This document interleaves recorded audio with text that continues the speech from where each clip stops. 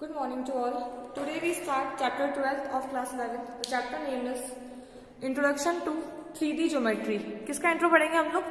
3 dimensional geometry का. ठीक है. सबसे पहले तो हमने 3D शेप्स के बारे में क्लास 10 में रीड किया है ना. 3D शेप्स कौन से होते हैं? जैसे क्यूबॉइड, क्यूब, स्फेयर, है ना, सिलेंडर, कोन, सब किस पे डिपेंड, सब किसके कैटेगरी में आते हैं? 3D शेप्स की कैटेगरी में.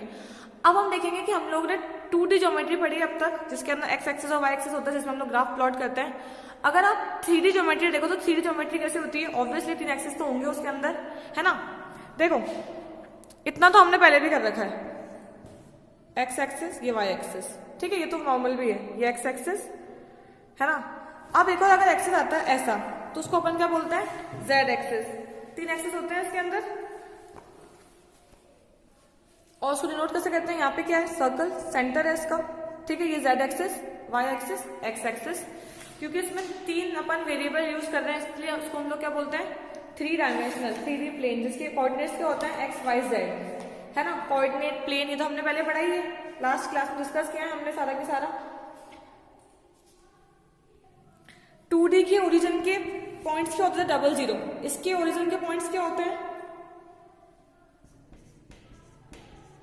0 0 0, है ना.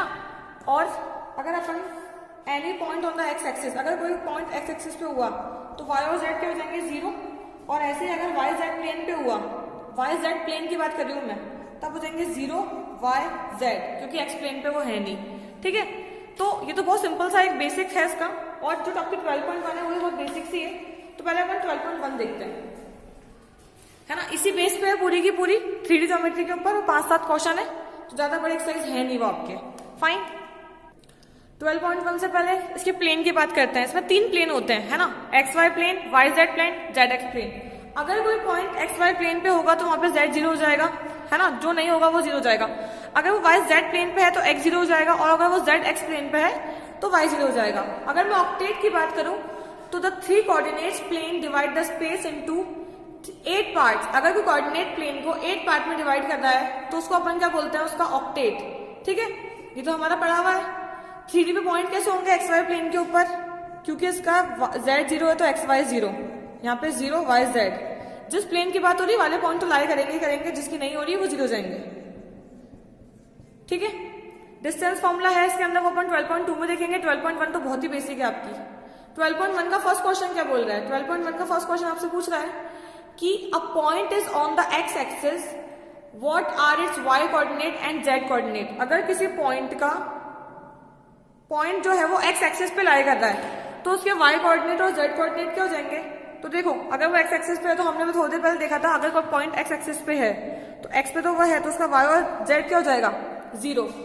तो उसके वाई कोऑर्डिनेट और Z point will be 0. And second question है इसका, a point is on X Z plane. एक पॉइंट आपका एक्स जेड प्लेन पे है, तो what can you say about Y coordinate. तो अगर हमारा पॉइंट एक्स जेड प्लेन पे है तो हमारा वाई कोऑर्डिनेट क्या हो रहा है? ऑलरेडी 0 हो रहा है. तो क्या हो जाएंगे ये इसका आंसर है x0 z. ठीक है. अब हम लोग पहले देखते हैं इसका साइन कैसे बनते हैं इसके, है ना. ये हमारा ऑक्टेट है, क्योंकि जो 3D होता है वो प्लेन को 4 प्लेन में नहीं 8 प्लेन में डिवाइड करता है, जैसे कि ऑक्टेट बनता है. और ऑक्टेट तीनों साइंस को डिवाइड करते हैं, X axis, Y axis, Z axis. Obviously first plane के अंदर, ठीक है, सारे क्या होते हैं? फर्स्ट कोऑर्डिनेट के अंदर, फर्स्ट ऑक्टेट के अंदर सारे कोऑर्डिनेट 0 प्लस होते हैं, है ना. फिर सेकंड वाले में आके x माइनस और बाकी के दोनों प्लस. फिर थर्ड वाले में दोनों माइनस, x और y minus and z plus. फिर y माइनस, है ना. ये हमको याद करना है. और इसी पे बेस्ड है हमारा क्वेश्चन नंबर 3. वो आपसे बोल रहा है name the octants in which of the following points lie. अगर मैं 1 2 3 की बात करूं, ये आपका थर्ड क्वेश्चन है. 3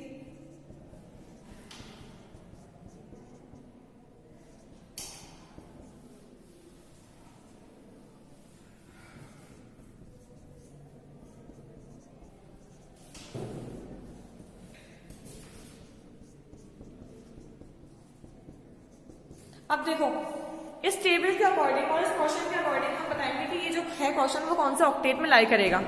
फर्स्ट के अंदर तो तीनों ही पॉजिटिव है. तीनों पॉजिटिव कौन से ऑक्टेट में? हमारे फर्स्ट वाले में. तो ऑब्वियसली फर्स्ट वाला जो है वो किस में लाई करेगा? फर्स्ट ऑक्टेट में. ये तो इजी है. अब सेकंड देखो, आपका x और उसको पढ़ना आपको लाइन वाइज ही एक्स वाई जेड ऐसे करके, तो आपका x और जो z है ना, वो पॉजिटिव है और y नेगेटिव है, तो ये कौन सा ऑक्टेट में जाएगा जिसके अंदर सिर्फ y नेगेटिव हो? फोर्थ ऑक्टेट के अंदर, क्योंकि x और z पॉजिटिव है तो इट्स 4। फाइन। अब नेक्स्ट आपका है x प्लस का है, बाकी दोनों माइनस के हैं, तो x प्लस वाली लाइन देखो, बाकी दोनों माइनस के हो। लास्ट ऑक्टेट 8, तो ये कहां जाएगा? 8 ऑक्टेट में। अब नेक्स्ट स्टार्टिंग के दोनों पॉजिटिव है, लास्ट का एक नेगेटिव है, यानी कि z नेगेटिव है, 5th ऑक्टेट में।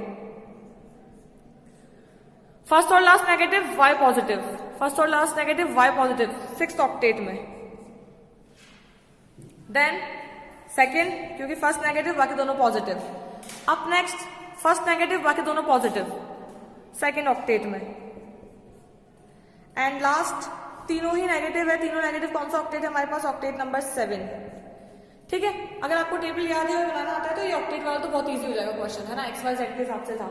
अब जो आपका नेक्स्ट क्वेश्चन है वो तो सिंगल प्लेन से कितना एक्स एक्सिस और वाई एक्सिस अगर अपन टेकिंग टुगेदर एक साथ लें तो उसको हम क्या डिटरमाइन करते हैं कि वो क्या है, वो कौन सा प्लेन होता है? वो हमारा होता है एक्स वाई प्लेन।